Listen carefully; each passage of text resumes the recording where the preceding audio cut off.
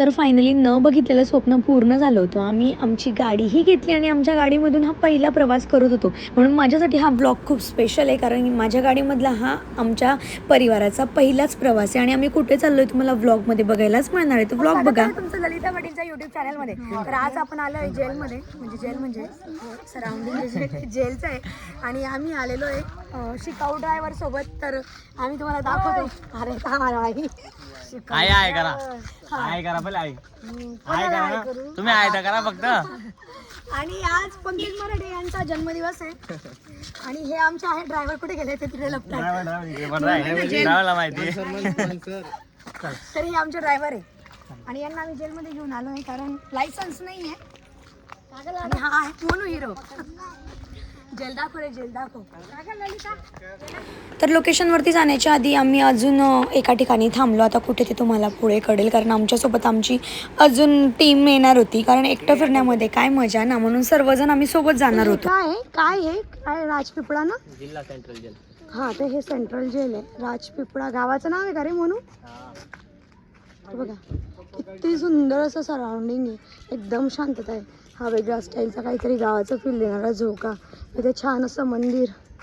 हे बघा आमच्या आईंनी काय आणलंय. काय आई आहे? बेलाचं. बघा किती दिवसानंतर बेलाचं फळ सापडलं आणि ते पण कुठे, आपल्या शिवजीच्या मंदिराजवळ. मस्त असं बेलाचं फळ. गोड आहे. काही खाल्लं का तुम्ही? खाल्लं का? खाल्लं एक पूर्ण खाऊन गेले. हा तर बघा लकीली केव्हाचे वाट बघत होते. फायनली आम्ही आता निघतोय कानरा मोनू जवळ. आम्ही आता जातोय. कुठे जातोय आपण? Statue of unity. तर लॉग कंटिन्यू करा, तुम्हाला सुंदर सुंदर लोकेशन बघायला मिळणार आहे. हात नको लावणार आहे. एसी नाही तो. ते नाही बेटा, ते एसीचा नाही. 20-25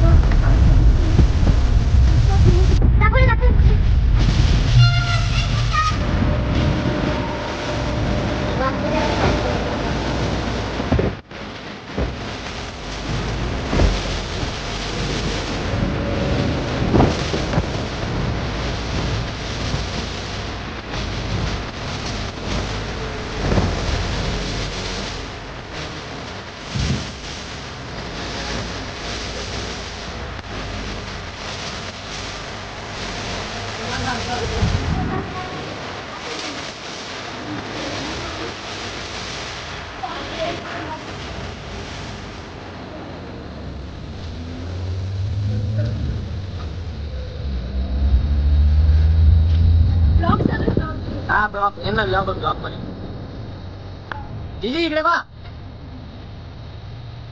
इकडे पहा मामी. डमळ्या काय कर.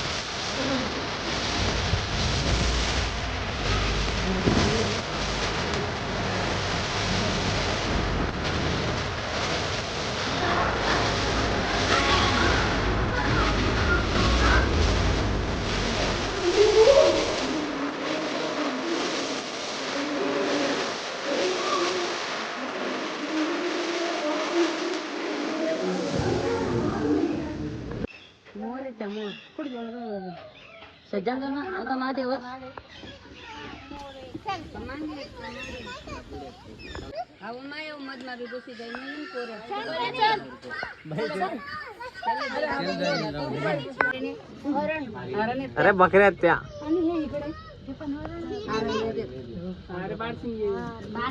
सोनाराला सोन्याची पारख असते, ही म्हण तर तुम्ही ऐकलीच असेल आणि मला ही म्हण आज खरी झालेली वाटत होती, कारण मला प्राणी संग्रहालयामध्ये बिलकुल इंटरेस्ट नाही आहे. म्हणून मीच कधी कधी शोधत राहून गेली की इथे नेमका कुठला प्राणी असेल. तर हा प्रसंग माझ्यासोबत घडला, कारण मला प्राण्यांमध्ये बिलकुल इंटरेस्ट नाही आहे. त्या काचेमधून मी किती वेळा शोधत राहायची की इथे नेमका कुठला प्राणी बसलेला आहे. पण ठीक आहे, माझे मुलं हे बघून खूप हॅपी होत होते. इथे खूप सुंदर सुंदर प्राणी होते, म्हणून त्यांच्यासाठी मी पण हे सगळं एन्जॉय केलं.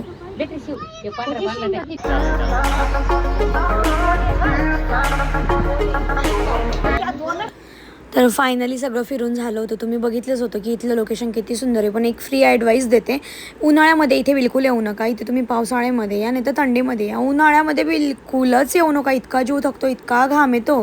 आणि थँक्यू सो मच की तुम्ही व्लॉग पूर्ण बघितला. भेटूया आपण पुढच्या व्लॉगमध्ये. धन्यवाद.